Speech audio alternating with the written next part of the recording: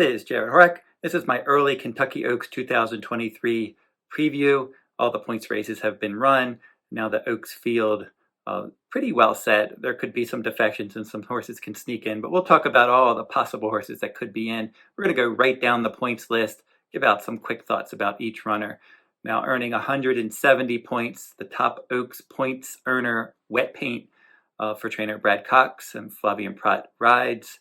She was very good at Oaklawn Park, just rolling through all of the prep races there. Rallying from off the pace, she was handling wet tracks, and then in the fast track in the fantasy, she handled that as well. So she just was able to just rally and kick away in all of her races at Oaklawn Park. And the mile and an eighth distance will probably be right up her alley. She has a nice pedigree and a nice kick. She's just going to need some pace help. This is going to be a big field, and she'll be lagging back, trying to pass a bunch of horses. We'll see if she can get enough pace help in the Kentucky Oaks.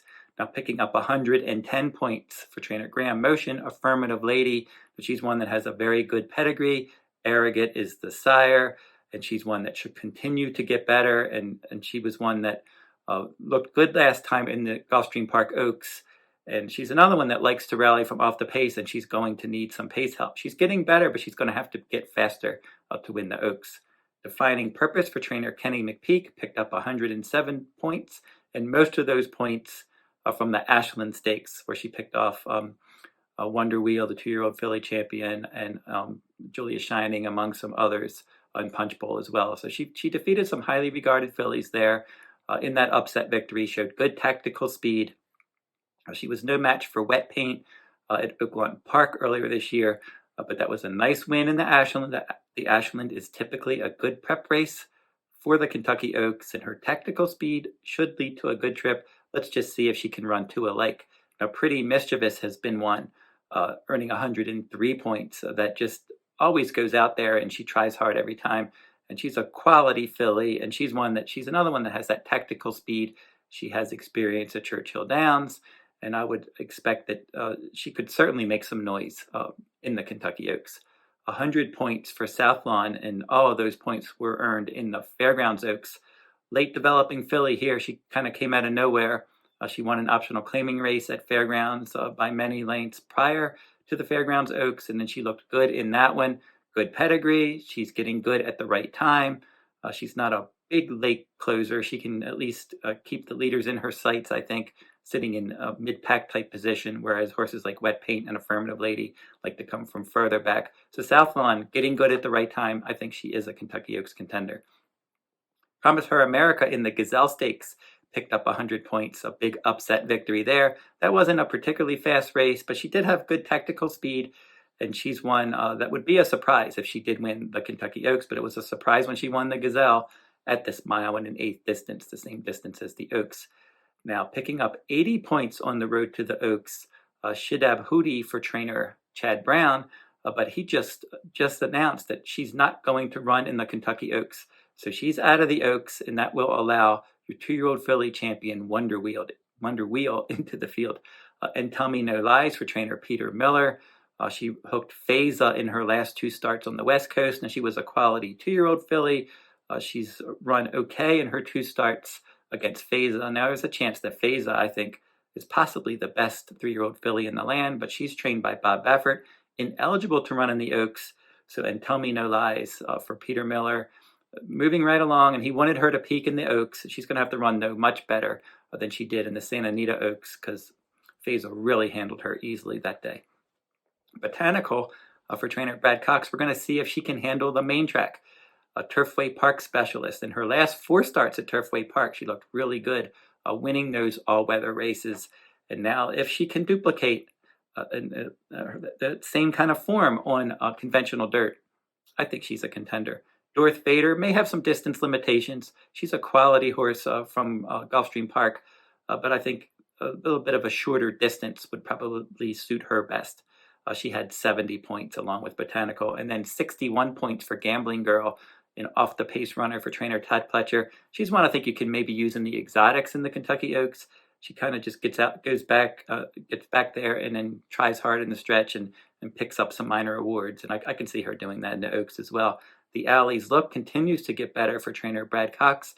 She had 54 points on the road to the Oaks, but she's going to have to pick up her game a bit after an okay effort, but no threat, certainly, to Southlawn and the Fairgrounds Oaks. Flying Connection is coming in from New Mexico, a big win last time out. That was a good effort at Sunland Park, and she likes to get up on the pace. We're going to find out how good she is. Can she run that same race away from New Mexico? But I think she can certainly impact the pace in the Kentucky Oaks. Mimi Kakushi picked up 50 points, winning a prep race, the UAE Oaks in Dubai at Meydan, and she looked good in that race. And now we're going to find out how she can handle this country. Is she going to be able to run the same race that she did in Dubai? She was really good in that race. It's going to be a tough test for her, but she certainly has some ability. As I mentioned, Wonder Wheel right now was the 14th and final qualifier. Very good 2-year-old filly campaign.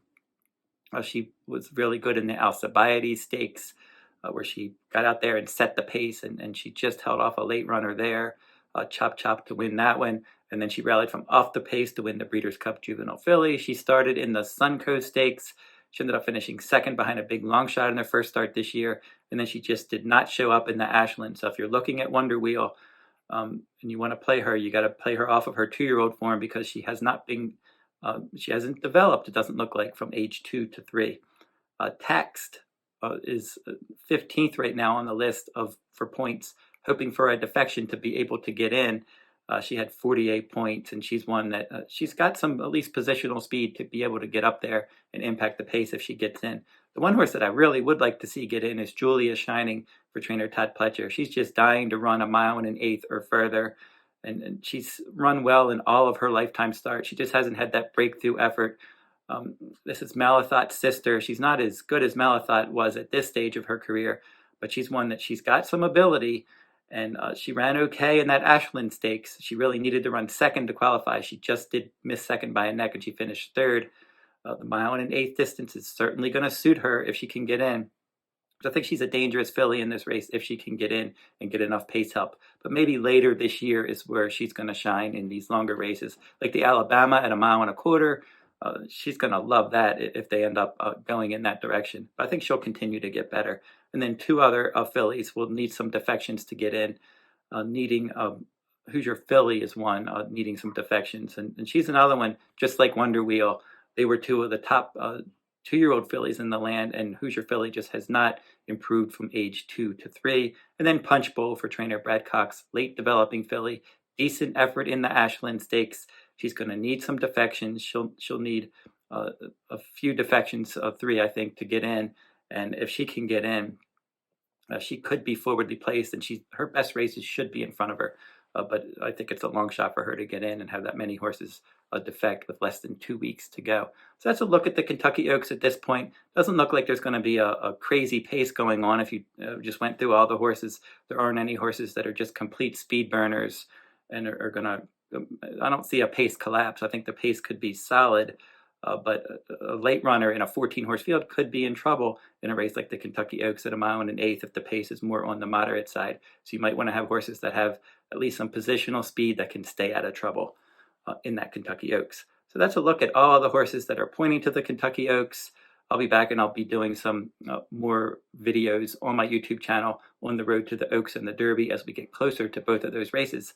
So until I see you next time, good luck at the races.